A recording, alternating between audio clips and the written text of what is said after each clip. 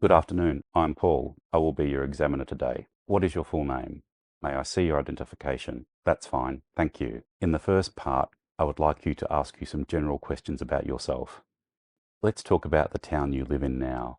Can you describe the place you currently live in? I live in a small studio. It has one large room where the living room and bedroom are combined. There is also a kitchen area and a bathroom. What are some of the interesting features or landmarks in your area? I live near Yeongdong Traditional Market, and next to it is a food street. The marketplace and the food street are, of course, famous for their popular restaurants, attracting many people every evening to enjoy delicious food and drinks. Have there been any significant changes in your town in recent years? Actually, it's quite an old neighborhood, so many buildings are around 30 years old, I guess. Recently, I have noticed that some old residential blocks have been knocked down to build new ones. I would like you to talk about musical instruments. Do you know how to play a musical instrument? Yes and no. I mean, I learned to play the piano when I was in primary and middle school, so I might still have some piano skills, but it's been a long time since I stopped playing it, so I might not be able to play a piece of music now. Do you think students should learn to play musical instruments at school?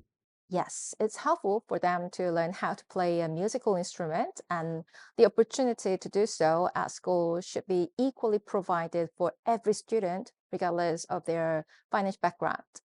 The benefits of playing instruments are well known, so I think schools should offer the lessons if possible.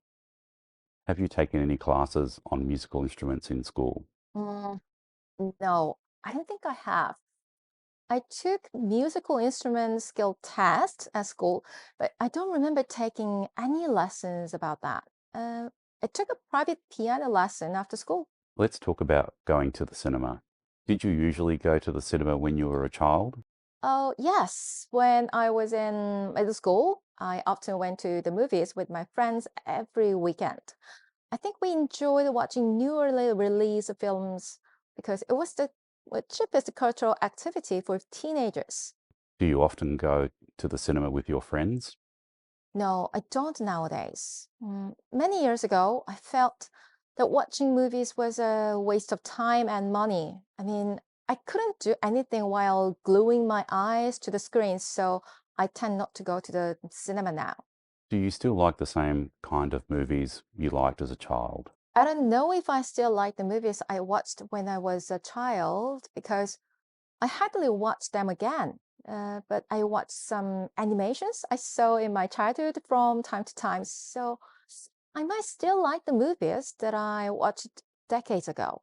Thank you. Now let's move on to part two. I will give you a topic and I would like you to talk about it for 1 to 2 minutes. Before you talk, you will have 1 minute to think about what you are going to say. You may make some notes if you wish. Do you understand?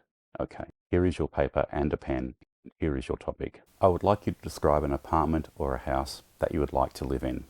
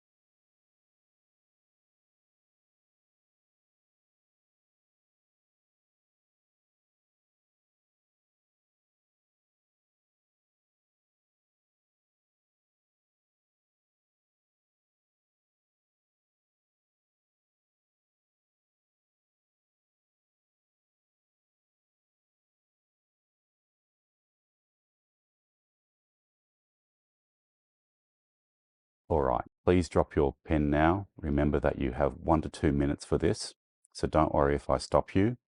I will tell you when the time is up. Can you start speaking now, please? Everyone has their dream home, and I have one.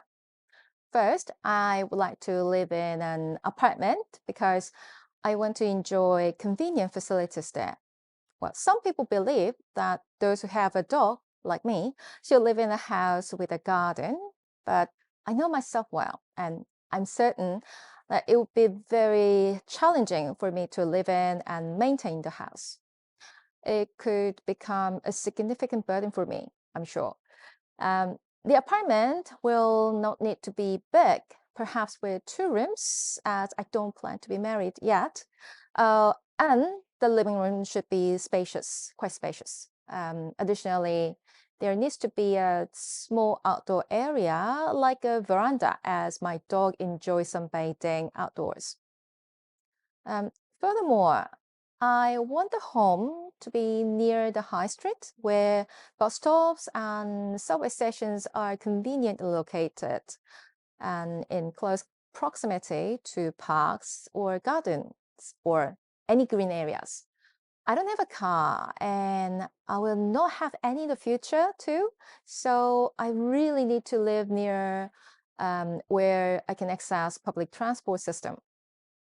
Moreover, my four-legged life companion really loves walking around in a park, but he doesn't like going to the same place repeatedly. Therefore, I would like several parks to be located around the home. Nevertheless, I don't know when I will be able to live in my dream house as it costs a lot of money these days to own a house. But I hope the day will come soon. Thank you. May I take the card, paper, and pen back? Thank you. We've been talking about an apartment or a house that you would like to live in. I would like to discuss with you one or two more general questions related to this topic. First, let's talk about housing. What's the difference between an apartment and a house? The number of neighbors with whom you share the land is the biggest difference, and the distance between homes is another distinction. So, detached houses offer more privacy than apartments. However, there's also a lot of work involved in living in a house. Residents must mow the lawn and trim the trees if they live in a house. Also, more bugs and insects invade the home too. On the other hand, apartment complexes are maintained in good condition by a team of workers. What is the most common architectural style of buildings in your country? In fact, towns and cities in South Korea are full of high rises because the country's territory is small, but the population, especially in urban areas, is increasing. So, more houses should be built on very limited land to stabilize housing prices. And the only way to do that is through vertical, multi story buildings. Do you think homes will look different in the future? No, not much. Interestingly, Koreans are really eager to live in apartments. So, in the future, high rise apartment blocks in a big complex will be still popular. But how rooms are designed and arranged may be different from now as the composition of families becomes more varied. The meaning and size of a home will have to change it accordingly. I would like to talk to you about living in cities. What difficulties do people have living in the city? There are quite a lot of urban problems that city inhabitants face. The biggest challenge for them is fierce competition for decent housing and jobs due to the growing number of people moving into the city. The thing is that the number of places to live and jobs is not increasing at the same rate of population growth in cities. Unfortunately, the lack of decent work also leads to poverty in a city. What can be done to reduce the stress of city life? Well, in my opinion, only the government can do something to help people living in a city deal with stressful situations. Well, for example, many individuals cannot afford a house in cities. Then governments can support them by providing citizens with governmental loan or fund.